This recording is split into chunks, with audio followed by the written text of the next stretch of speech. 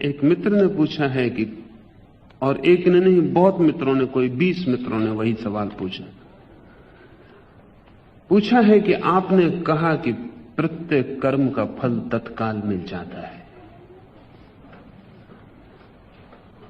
अगर प्रत्येक कर्म का फल तत्काल मिल जाता है तो फिर एक आदमी अंधा और एक आदमी गरीब और एक आदमी अमीर क्यों पैदा होते हैं? अगर तत्काल फल मिल जाता है तो फिर जन्म जन्म में भेद क्यों पड़ता है? ये भेद का कारण समझ लें। फल तो तत्काल मिलता है, फिर भी भेद पड़ता है। और भेद इसलिए पड़ता है कि तत्काल मिले हुए फल का जो इकट्ठा जोड़ है वो आप है।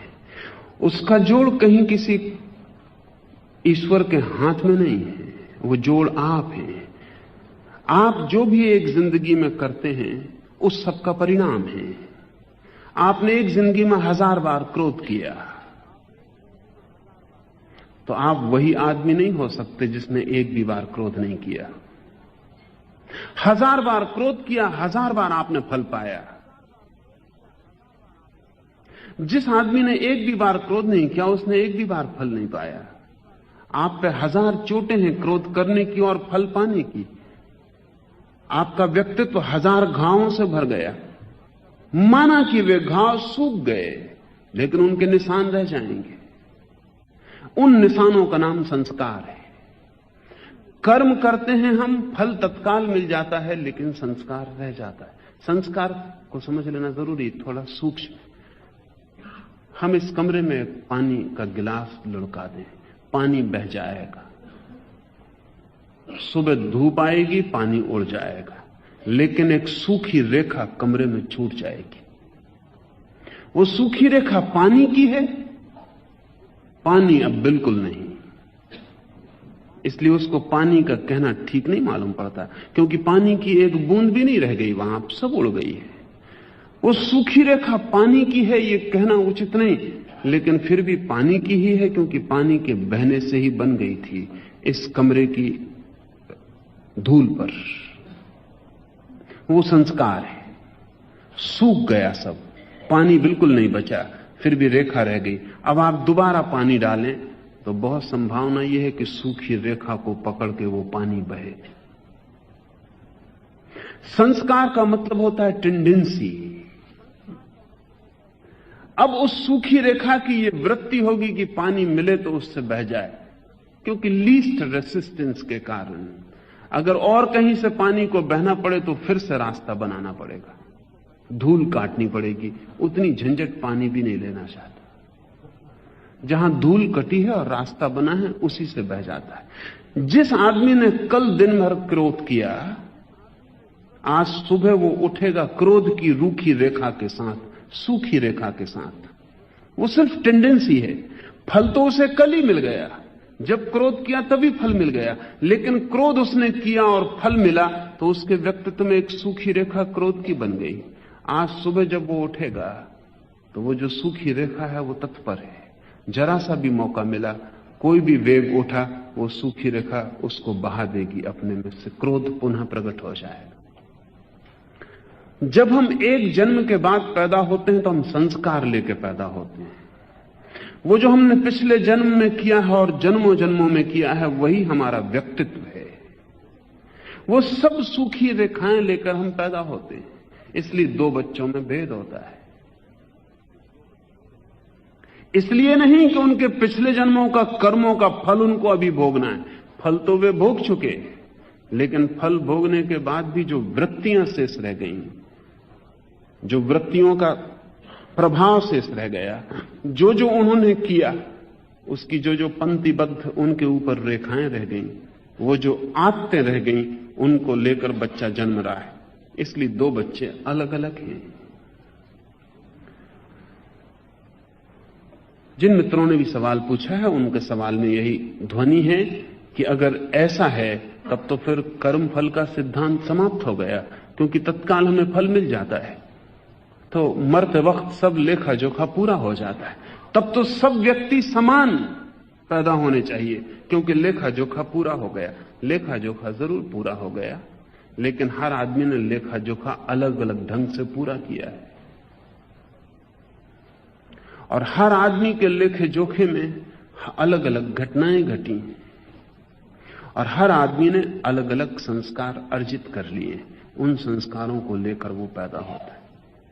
एक मित्र ने पूछा है, कोई आदमी अंधा पैदा हो जाता है, कोई आदमी गरीब पैदा हो जाता है, क्या कारण है कि कोई सोने की चम्मचें लेकर पैदा होता है?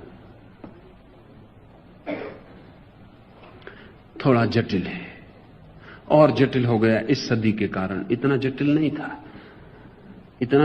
था, क्योंकि गरीबी अमीरी बहुत सीधी सीधी बातें थी, और साफ था कि गरीब गरीब है अपने कर्मों के कारण, अमीर अमीर है अपने कर्मों के कारण। इसमें सच्चाई है, क्योंकि हम गरीब होने का संस्कार भी अर्जित करते हैं।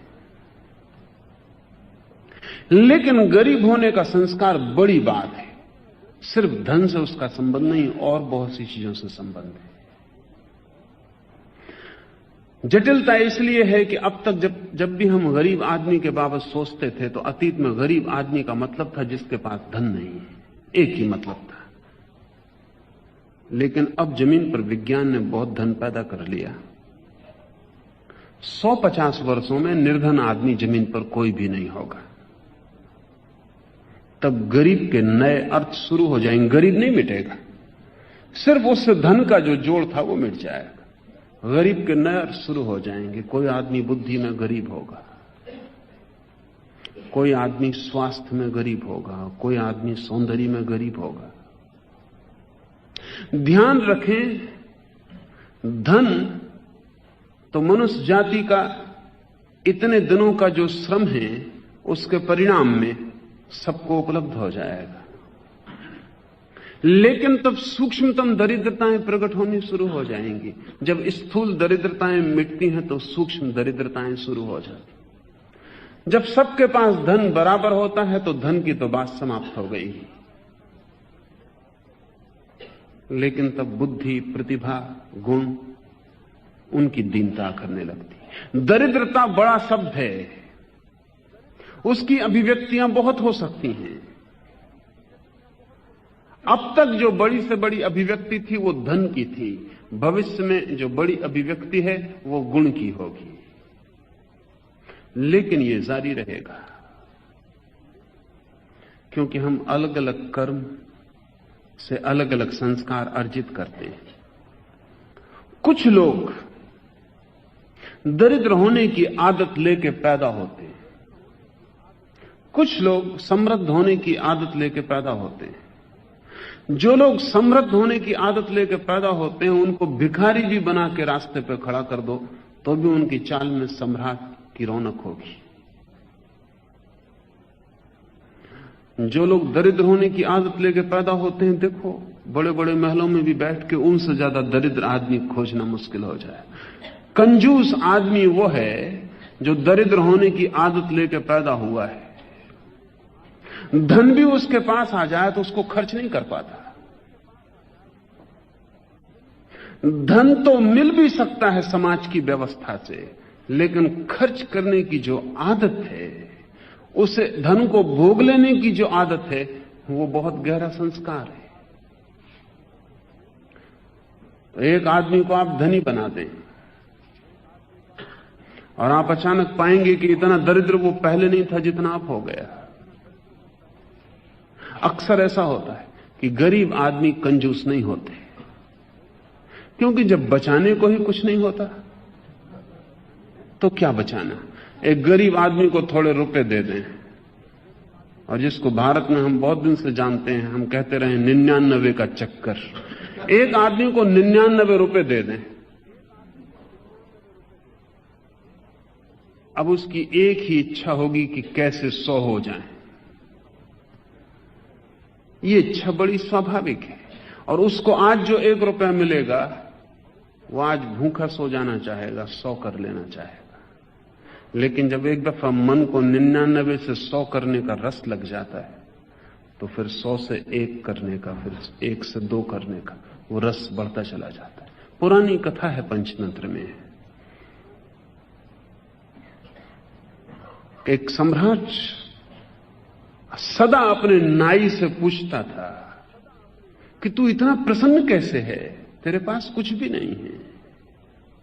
नाई कहता कि मुझे जो आप दे देते हैं उतना बहुत है। सांझ गुजर जाती है, दिन गुजर जाता है, दूसरे दिन फिर सुबह आपकी सेवा कर जाता हूं, मालिश कर जाता हूं, बाल बना जाता हूं, जो मिल जाता है वो दिन भर के लिए काफी है। फिर अचानक एक दिन सम्राट ने देखा कि नाई उदास है और नाई बड़ा बेचैन है और लगता है रात भर सोया नहीं। तो सम्राट ने पूछा कि आज तेरे हाथों में ताकत नहीं मालूम पड़ती और रात तू सोया नहीं, ऐसा लगता है तेरी आंखों में नींद है, कहीं तू भी 99 के चक्कर में तो नहीं पड़ गया? उस नाई ने पूछा, आपको कैसे पता चला? उसने कहा कि पागल, तू झंझट में मत पड़ना, ये मेरे वजीर की करतूत है, कल उससे मेरा विवाद हो गया। और मैंने कहा कि नाई बड़ा शांत संयमी आदमी, उसने कहा कि कुछ मामला नहीं, सिर्फ 99 उसके पास नहीं। तो उसने मुझसे कहा था आज रात जाके मैं 99 की एक थैली उसके घर में फेंकाऊंगा, सुबह देख लेना। तू पड़ गया झंझट में। तू रात भर क्या सोचता रहा? वो बोला कि मैं रात भर यही सोचता रहा कि सो कैसे हो जाए। रात तो मैं सो ही नहीं सका, पहली रात में नहीं सो सका, और कभी मेरे पास कुछ नहीं होता था, मैं मजे से सोता था। ये 99 ने ठीक 100 का ख्याल दे दिया। ये वैसे ही जैसे दांत टूट जाए और जीभ वहीं वहीं जाने लगे। वो जो 100 है वो खाली गड्ढा है, जीभ वहीं वहीं जाने लगी। रात भर सो नहीं सका। सम्राट ने कहा अगर तू समझ तो 99 की थैली फेंक देनी, तू मरेगा दुख में। हम मर ही रहे हैं पहले से, हमारी तरफ देख, 100 होने से कुछ भी ना होगा। 99 होना खतरा है, 100 होने से कुछ भी ना होगा। फिर एक दफा यात्रा शुरू हो गई तो तू मुश्किल में पड़ जाए। लेकिन उस नाई ने कहा महाराज एक दफा तो जीवन में मौका मिला, 100 तो कर लेने दें। लेकिन उस दिन के बाद नाई कभी सुखी नहीं हो सका, कोई भी नहीं हो सकता। होता क्या है, लोग आदत लेके पैदा होते हैं, परिस्थिति मौका बनती उस आदत के प्रकट होने का या रुक जाने का। धन अब तक परिस्थिति में कम था, इसलिए कुछ लोग गरीब थे, कुछ लोग अमीर थे धन के लिहाज से, और इस वजह से दूसरी गरीबियां दिखाई ही नहीं पड़ती थी।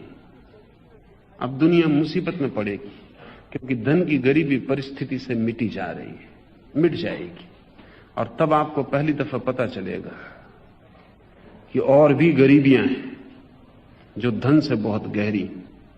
वैज्ञानिक कहते हैं कि 5% लोग ही केवल प्रतिभाशाली होते हैं, केवल 5%। और ये प्रयोग हजारों तरह से किया गया और ये प्रतिशत 5 से ज्यादा कभी नहीं होता। इसे थोड़ा आप समझें, ये केवल मनुष्यों तक सीमित नहीं है, जानवरों में भी 5% जानवर कुशल होते हैं, शेष 95% से। जो कबूतर चिट्ठी पत्री पहुंचा देते हैं वो 5% कबूतर हैं, 95% नहीं पहुंचा सकते। और अनेक अनेक प्रयोग से ये बड़ी हैरानी की बात हुई कि 5% मालूम होता है कोई वैज्ञानिक नियम है प्रकृति में। जैसे कि 100 डिग्री पे पानी गर्म होता है, ऐसे 5% प्रतिभा होती है। पिछले वर्षों में चीन में उन्होंने माइंड वाश के लिए, ब्रेन वाश के लिए बहुत से प्रयोग किए, लोगों के मस्तिष्क बदल देने के लिए। कोरियाई युद्ध के बाद चीन के हाथ में जो अमेरिकन सैनिक पड़ गए थे, उन्होंने लौट के जो खबरें दी उसमें एक खबर यह भी है। उन्होंने ये खबरें दी कि चीनियों ने सबसे पहले तो इसकी फिक्र की कि हम में प्रतिभाशाली कौन कौन है, और तब उन्होंने 5% लोगों को अलग कर लिया। अगर 100 कैदी पकड़े तो उन्होंने पहले 5 प्रतिभाशाली लोगों को अलग कर लिया। और चीनियों का कहना है कि 5 प्रतिभाशाली लोगों को अलग कर लो, 95 को बदलने में कोई दिक्कत ही नहीं होती। 5 को अलग कर लो, फिर 95 कभी गड़बड़ नहीं करते, कोई उपद्रव, कोई बगावत, भागना, कुछ नहीं। 5 को अलग कर लो, 95 के ऊपर पहरेदार रखने की भी कोई जरूरत नहीं। वो 5 हैं असली उपद्रवी। अगर वो 5 वहां रहे तो झंझटें जारी रहेंगी, भागने की चेष्टा होगी, बगावत होगी, कुछ उपद्रव होगा। और अगर वो 5 मौजूद रहे तो वो 5 जो हैं लीडर्स हैं, वो नेतृत्व है उनके पास। उनकी मौजूदगी में आप बाकी को भी नहीं बदल सकते, बाकी सदा उनके पीछे चलेंगे। उनके 5% को अलग कर लो, वो 95% बिल्कुल ही खाली हो जाते। उनकी जगह किसी को भी रख दो, वो उनका नेतृत्व स्वीकार कर लेंगे। ये केवल आदमियों में होता तो हम सोचते शायद आदमी की समाज व्यवस्था का परिणाम है। वैज्ञानिकों ने चूहों पर प्रयोग किए हैं, खरगोशों पर प्रयोग किए हैं, भेड़ों पर प्रयोग किए हैं, वो 5%। आपने सुना ना, भेड़ें कतार बांध के चलती हैं, लेकिन किसी के तो पीछे चलती हैं। 5% भेड़ें आगे भी चलती, सभी भेड़ें पीछे नहीं चलती। 5% भेड़ें आगे भी चलती। वो 5% भेड़ों को अलग कर लो, बाकी झुंड एकदम क्योटिक हो जाता, उसकी कुछ समझ में नहीं आता अब क्या होगा। जो लोग जू में काम करते हैं, अजायब घरों में काम करते हैं, जहां बड़े बड़े लंदन या मास्को में जहां बड़े बड़े अजायब घर हैं, उन अजायब घरों में काम करने वाले लोगों को पता है कि जब भी नए बंदर आते हैं तो उनमें से 5% तत्काल अलग कर लेने होते हैं। वो लीडर्स, पॉलिटिशियंस, उनको अलग कर लेने, वो उपद्रव मचा देंगे। उनको अलग कर लेने के बाद बाकी सब डोसाइल, बिल्कुल अनुशासन मान लेते। इससे भी बड़ी मजे की बात जो है वो ये पता चली है कि जेल खानों में जो अपराधी हैं, राजधानियों में जो राजनीतिज्ञ हैं, मंदिरों में, चर्चों में, गिरजाघरों में जो पुरोहित हैं, यूनिवर्सिटीज में, विश्वविद्यालयों में, कॉलेजों में जो पंडित हैं, ये 5% है सब मिला के। ये जरा जटिल बात है, क्योंकि एक लंदन के जू में प्रयोग किया जा रहा था कि अगर बंदरों को ठीक से भोजन, ठीक से सुविधा, उनको कोई अड़चन न दी जाए, जगह दी जाए, तो वो जो 5% प्रतिभाशाली लोग हैं, वो बाकी शेष बंदरों को अनुशासित रखने में सहयोगी होते हैं, उनको गड़बड़ नहीं करने देते। वो 5% नेतृत्व ग्रहण कर लेते। अगर तकलीफ दी जाए, भोजन कम हो, सुविधा कम हो, अड़चन हो, तो वो 5% क्रिमिनल हो जाते हैं, अपराधी हो जाते हैं, और वो 5% बाकी को उपद्रव करवा के हड़ताल या कुछ न कुछ करवाते हैं। वैज्ञानिकों का यह कहना है कि अपराधी और राजनीतिक एक ही सिक्के के 2 पहलू हैं। इसलिए आप कभी देखें, जब तक राजनीतिक ताकत में नहीं होता तब तक वो हड़ताल करवाता है, जब वो ताकत में हो जाता तब वो हड़ताल तोड़वाता है। बड़ी मजे की बात। ये वही बंदर वाला नियम, उसमें कुछ फर्क नहीं है।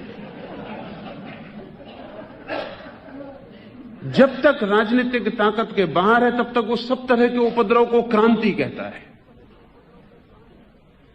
जब वो ताकत में आ जाता, सब तरह की क्रांति को उपद्रव कहता है। जब वो ताकत में होता है तब वो कहता है कि लोग अपराधी हैं जो उपद्रव कर रहे हैं। जब वो ताकत के बाहर होता तब वो कहता है कि लोग बगावती हैं, विद्रोही हैं। उसकी भाषा बदल जाती। ताकत में आते से वो अनुशासन की बात करता है, और वो कहता है अगर अनुशासन रहेगा तो सुख शांति सब आ जाएगी। ताकत के बाहर कर दो कि वो कहता है बगावत चाहिए, क्रांति चाहिए। बिना क्रांति के कुछ भी नहीं हो सकता, क्रांति से ही सुख आएगा। लेकिन चाहे अपराधी हो, चाहे राजनीतिक हो, ये 5% ही है मनुष्य के पास। आदमियों को छोड़ दें, पशुओं को छोड़ दें, जिन लोगों ने वनस्पति पर बहुत जीवन भर प्रयोग किए हैं, वो कहते हैं कि अफ्रीका के जंगल में भी जो वृक्ष सारे परेशानी संघर्ष को पार करके जंगल के ऊपर उठकर सूरज तक पहुंच जाते हैं, उनकी संख्या 5% है।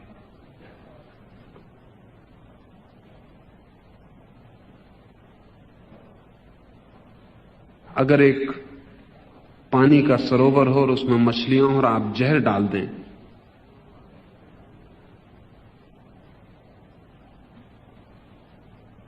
तो 5% मछलियां ही हैं जो उस जहर से बचने की चेष्टा करती हैं, बाकी तो राजी हो जाए।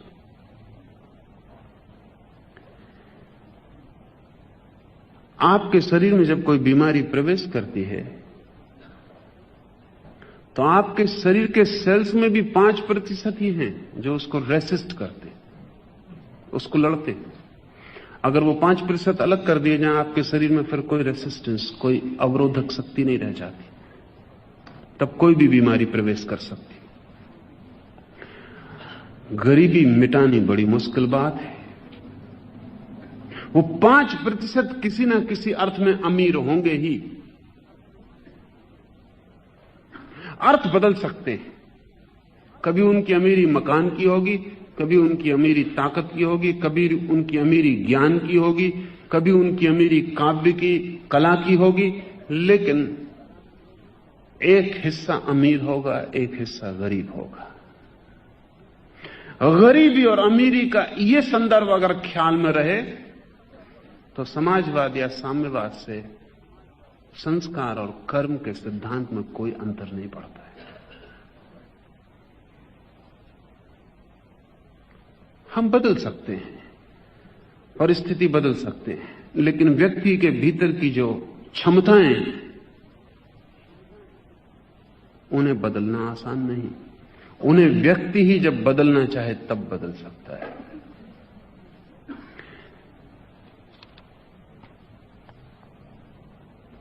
पूछा है कि जब हम पुनर्जन्म लेते हैं तो हिसाब किताब कहां रहता, क्या रहता है? आप हैं हिसाब किताब, आपके अलावा कहीं हिसाब किताब नहीं रहता, कोई जरूरत नहीं है।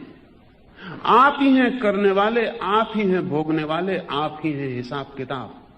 आप खाता वही हैं पूरा अपना। जो जो आप कर रहे हैं वो प्रतिपल आपको बदल रहा है।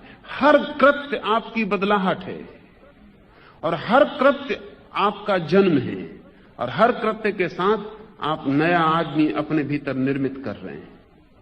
वही है हिसाब किताब। अलग रखने की कोई भी जरूरत नहीं, कोई प्रयोजन भी नहीं।